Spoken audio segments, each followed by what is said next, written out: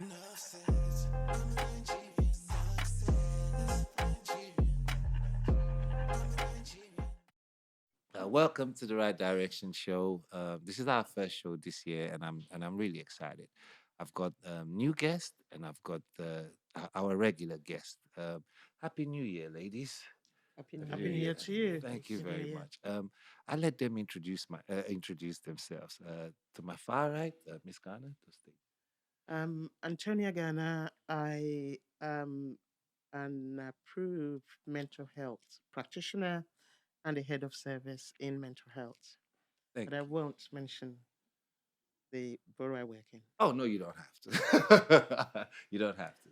Okay. Yes, sir. I'm Rosetta Itemori. I'm an independent social worker. Thank you. Thank you. And I'm Josephine Ejile. I'm an educationist here in the UK. thank you. Thank you very much. Very appreciated to have you here. And we're going to talk about Japa from a different perspective now. This situation has many layers. I was in the gym recently and I heard some women speaking pidgin English. I kind of from Nigeria, there's various pidgin English. If you're from the north, you can recognize. If you're from, I'm from Edo State, so I got close to them. They were speaking some kind of pidgin that resembled Edo pidgin. So I greeted them in Edo language, and they laughed, and I said, "It's your pidgin that brought me here." We start talking about what I do. One of them, both of them work in social health. And one of them said to me, "There's something I want to tell you. I want you to come to the mental home, the mental clinic where I work, to see the amount of Nigerians that are now in mental homes, what we know as mental homes in Nigeria." She said, young and old. It's full up. I said, I can't believe, but I went away and somebody else I work with too told me, oh, I work where people look for jobs. And this Nigerian came. And I can tell because I'm Nigerian that this person is not mad. But this person was all there screaming to me, "Can't you see? Can't you see I'm mad? Can't you see I'm mad?" So she had to direct them. So I'm hearing now in the grapevine that Japa, the hardship of Japa has pushed people to desperate ends in order to stay here. Um, Mrs. Garner, thank you for joining us. You work in the social sector. Rosetta, thank you. And Josephine, thank you. As far as this is concerned, is there anything going on here that we should be aware of? We should highlight. We should maybe make noise about that something is not right here.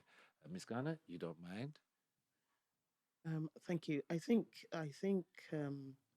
it's a very complex subject, not straightforward at all. Okay. I think that when people jackbar from Nigeria, there is no understanding of the social how society is organized in in this part of the world. Yeah. If you Japan come, people think they will just come.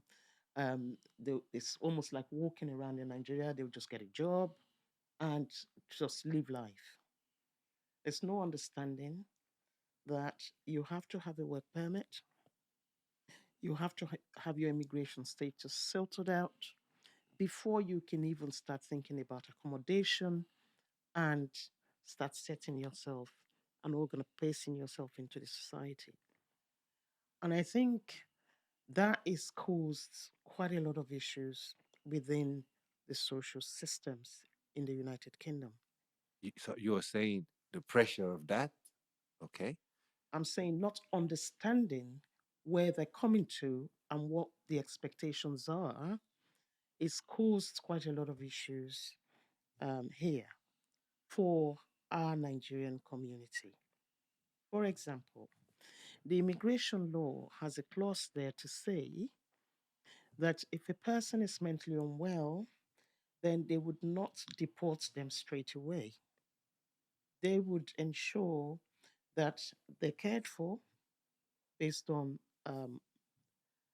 Article 8 of the Human Rights Law, that they would ensure that they are treated, cared for, and also ensure that in the event that they deport them, there is care and support where they land. Because of that clause, We're having Nigerians say to their lawyers or their lawyers advising them to say that they're mentally unwell. Oh, that explains. Mhm. Is there just, before you land? Is there no test that they conduct to say this person is mentally unwell or not? The difference in assessing mental illness is not the same as you do a blood test. It's not the same as a broken leg. Mental illness is in your head. So the assessment is based on what you tell me is wrong with you. So if I've advised you to say that you're mentally ill, then obviously you would tell me all the things that would make me assess you to be mentally unwell. This is interesting. Pause. I want to ask because we're all Nigerians here. And you said this is in Article 8. Josephine, I want to just open it. Do you think the Nigerian lawyers, is it possible for the Nigerian lawyers, being aware of this article, uh, pitch it to their pitch it to their clients coming into this country that if this don't work, go for this? Well, I mean, I wouldn't say how you've put it.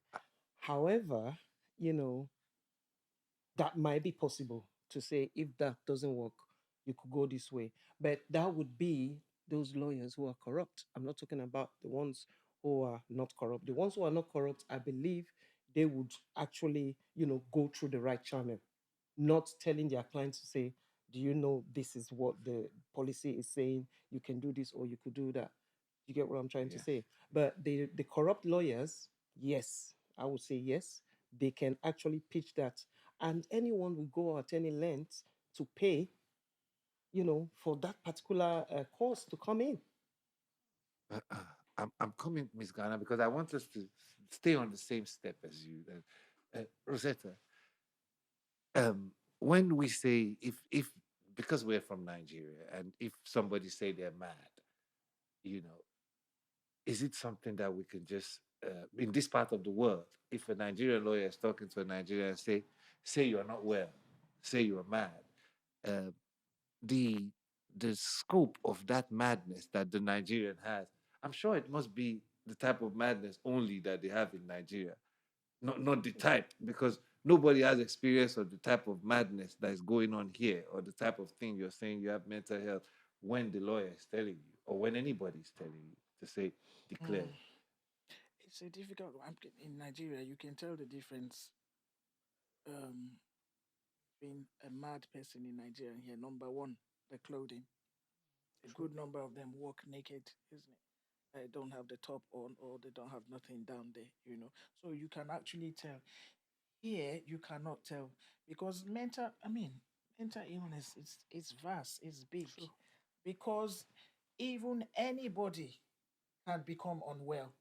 Even me as a professional, I can become unwell at some point in my life, Yes, yes, get treated by a psychiatrist yes, well enough to go back to work and carry on with my work. Do you understand? yeah. So the kind of mental illness we're talking about now is someone reenacting it and telling you to do this so that you can stay in this country, which doesn't sit well with me. Because when you tell somebody to do that, basically their identity changes. The way you are viewed in this country changes. You are mentally ill. You will have those injections. You will have the medication. Where is your future? So the future is maybe, peradventure, you wouldn't be returned back to your country because before that would even take place, is the assessment you have to do, this deprivation of liberty, Mm-hmm. you know This Mm-hmm. is what this is what treatment. You want to send him back to his country of origin.